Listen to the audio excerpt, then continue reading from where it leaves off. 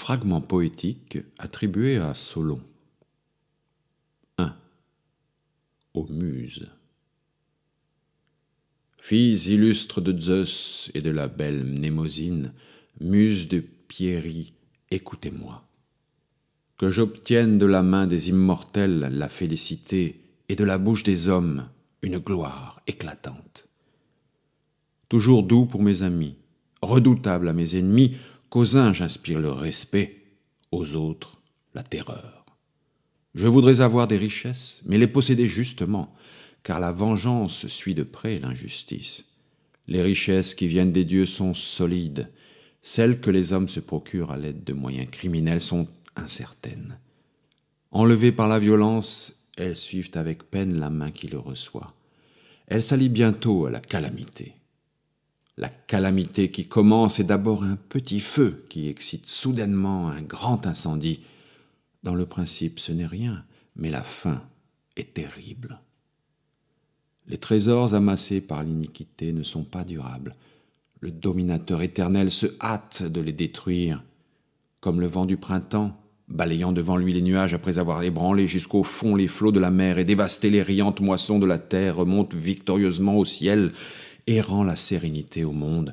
La force éclatante du soleil reluit dans nos plaines. Nulle tache ne paraît plus dans le ciel azuré. Telle est la rapide vengeance que le roi de l'univers exerce sur les injustes ravisseurs. Sa colère est plus destructrice que la colère de l'homme.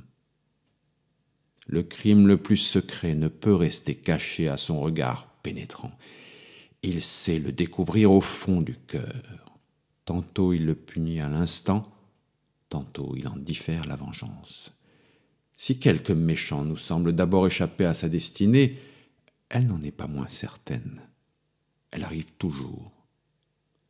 La punition méritée par les pères retombe même sur les enfants et leur postérité. Mais nous, mortels insensés, nous persistons dans une fatale erreur, disant « Les bons et les méchants sont traités de même dans cette vie ». Et nous n'abandonnons cette pensée injurieuse pour les dieux que lorsque nous voyons enfin les coupables à leur tour courbés sous la souffrance et les pleurs. Souvent, un homme dont le corps est malade espère à l'aide d'un esprit saint surmonter la maladie. Un lâche se croit brave, un homme laid se persuade être beau. Celui qui est opprimé par la pauvreté s'imagine posséder d'autres richesses. Ceci ne saurait rester en repos. L'un court à affronter tous les dangers des mers et des automns, jouer sa vie pour entasser des trésors dans sa maison. Celui-ci plante des arbres, trace de pénibles sillons et se fatigue dans les travaux de l'agriculture.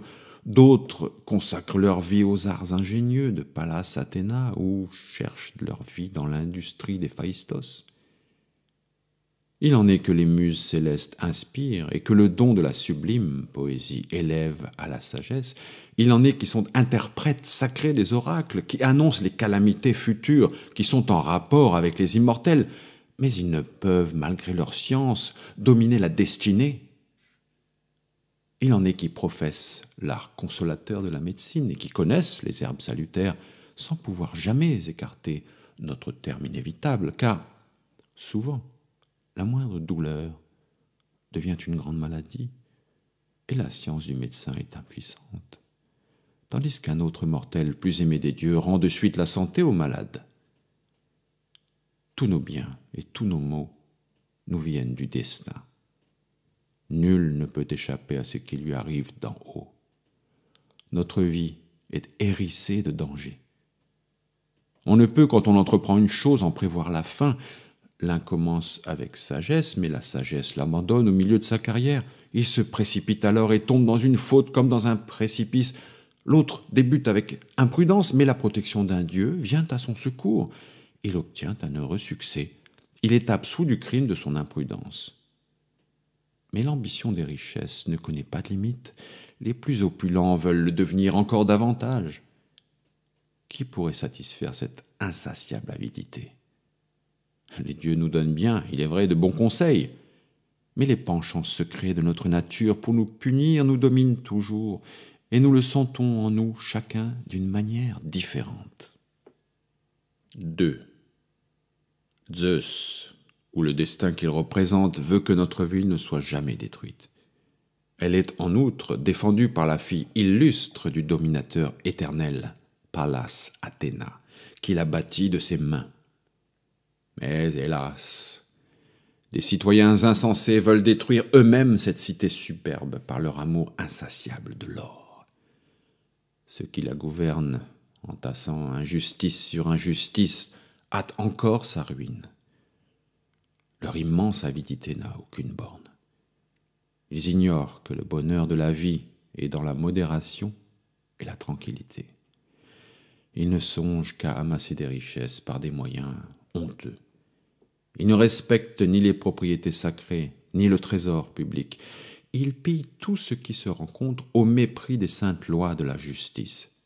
Mais cette justice éternelle, silencieuse aujourd'hui, conserve dans sa mémoire leur coupable rapine. Elle connaît le passé, elle voit le présent, elle arrive à leur marquer, elle punit enfin tant d'infamies.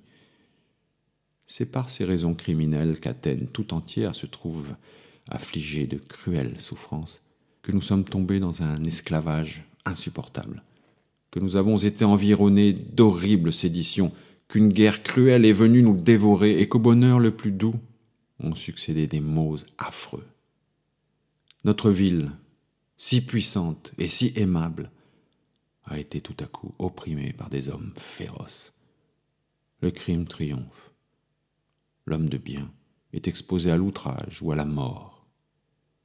Voilà les malheurs qui sont venus fondre sur Athènes.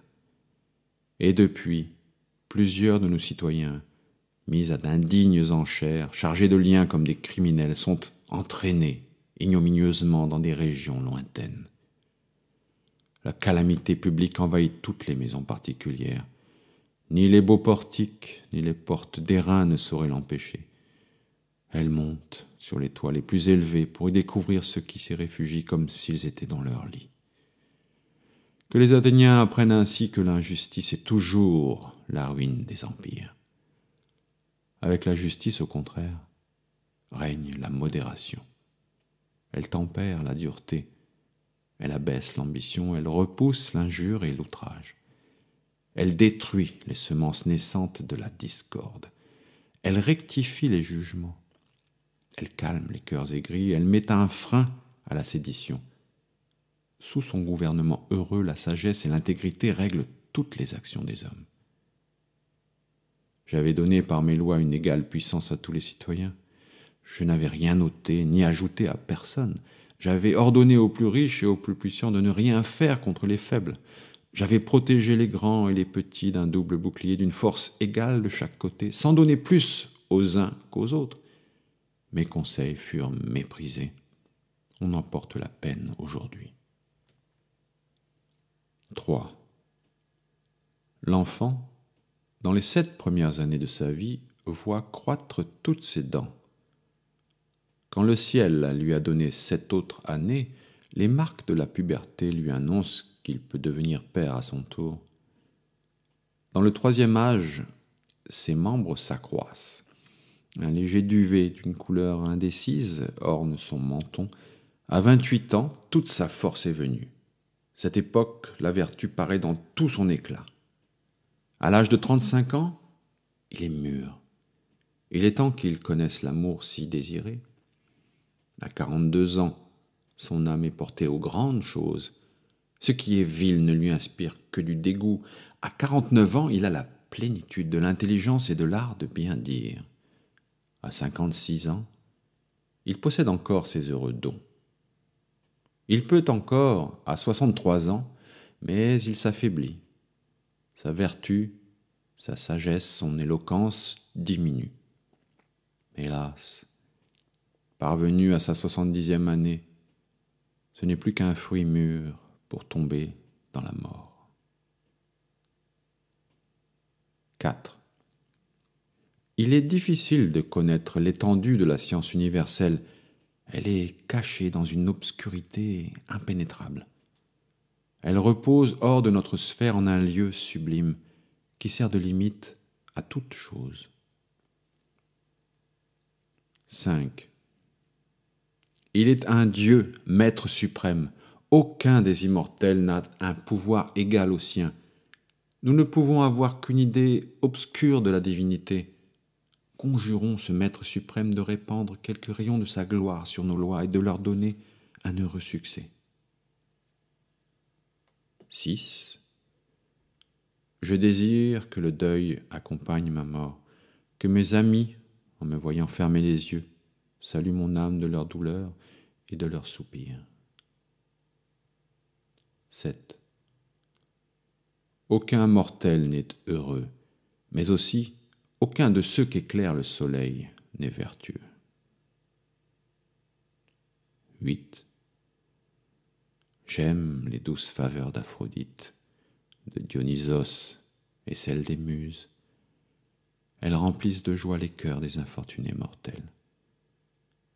Vieillissez en apprenant toujours quelque chose de nouveau.